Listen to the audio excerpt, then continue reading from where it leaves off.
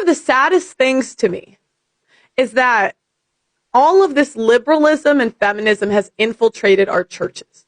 You know, churches, when you think about female and male nature, females are chaos, men are order.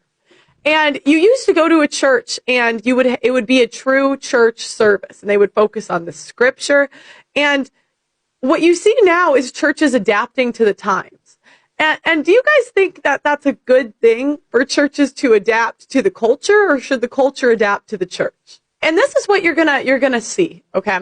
You go into these modern churches, you start to see the young men drop out of churches. And you see, just like on stage, it's mostly women.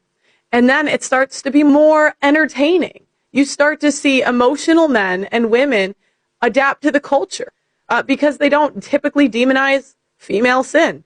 I have never heard a church say, hey, God can forgive your sin, but men don't have to. I have never heard a church say that. What I do hear is them telling women to avoid toxic men and men that are just going to use you. But I never hear the same energy for typically female sin. I never hear pastors talk about women not sleeping with their husbands, even though that's very common in churches. I've never heard a church tell them to avoid women with pasts, even though that's absolutely true.